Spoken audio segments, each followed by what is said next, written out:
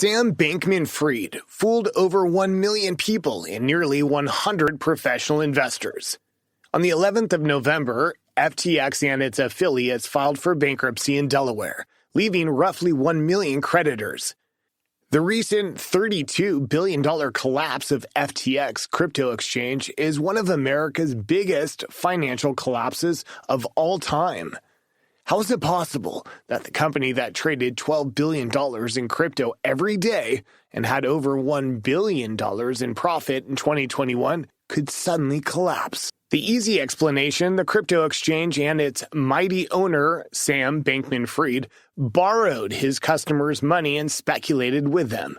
After some uncertainty in the crypto market, a larger number of individuals than normal attempted to withdraw funds from the FTX crypto exchange, similar to the Bernie Madoff fraud. There were insufficient funds to pay many customers, so long that only a few customers wanted to withdraw their money, then everything was fine.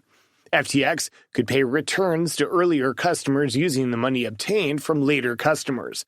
FTX had no choice but to file for bankruptcy at the beginning of November, as they had no money to pay their clients. This is a story about greed.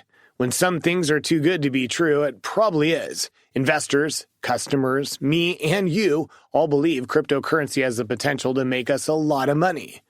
How can big investors and more than 5 million customers trust this crypto exchange that was operating without a board and were led by a 30-year-old guy and his friends? We didn't think for a second that this exchange might not be safe in our attempt to earn money. Or maybe we assumed that because all these huge investment funds are investing, this exchange must be safe. In total, FTX raised $1.9 billion from 80 investors in just 2 years. The now bankrupt company's cap table reads like a list of the world's top venture capital, private equity, and hedge funds. Sequoia, SoftBank, Tiger Global, Temasek, Ribbit Capital, and BlackRock, among others, invested in FTX. Didn't it ring any alarm bells? How did this company end up being valued to $36 billion? Sam Bankman-Fried, the founder and majority owner, is the son of 2 professors at Stanford Law School. He grew up in a highly educated family. Sam graduated from the Massachusetts Institute of Technology with a degree in physics in 2014. Then, Bankman-Fried worked at Jane Street Capital as a trader for 3 years. In 2017, he founded Alameda Research, a trading company. In 2019, he established FTX as one of the main exchanges for the purchase and sale of cryptocurrency. It became a huge success from day one. Some amazing facts. FTX was so far in 2022 the world's 3rd largest crypto exchange. In August, the exchange did 10.8 million deals. In 2021, they grew by 12,100% from 2020. Daily trading volume at $12.5 billion. According to Forbes, the value of the exchange at the beginning of 2022 was $40 billion. The exchange was without any doubt a big success looking from the outside, with a net profit of over $1 billion and with prospects of enormous growth in the future. Investment banks didn't ask any critical questions at all. The few investors who did raise any questions was not allowed to invest in the company.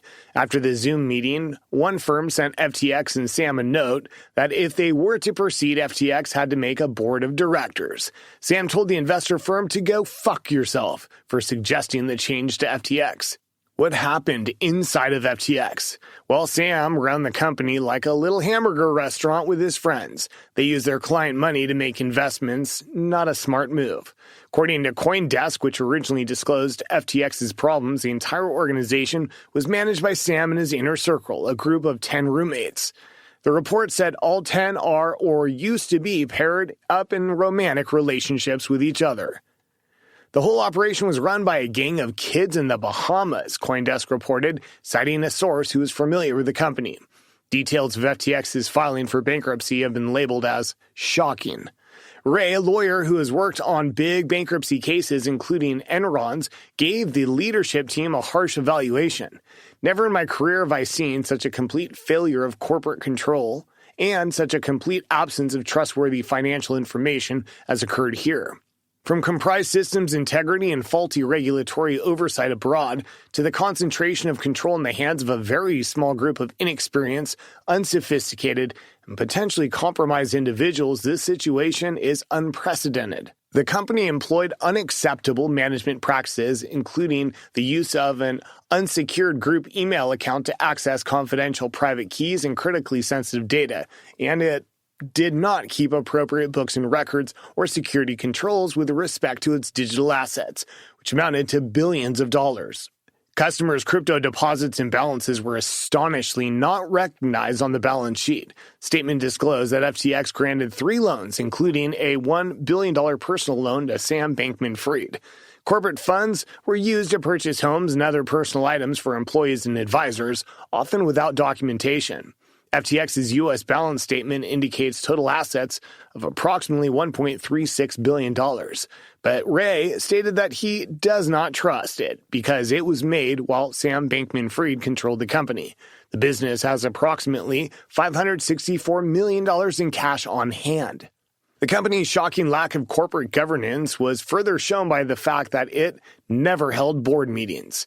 FTX Group also did not maintain centralized control of its cash and did not have an accurate list of bank accounts. The majority of decisions were made through an app that deletes messages after a specific amount of time. So, did the report from Ray end? One should think this could only happen in a movie, but because of people's greed, no questions are being asked. Investors are blinded by the growth and potential of huge returns on their money. From the outside, everything did appear fine. What will happen now? Money's probably lost for both customers and/or investors. It's certainly clear that Sam Bankman-Fried, who was once the golden boy of crypto, not only led his investors and customers at the bankrupt FTX, but he may have broken the law.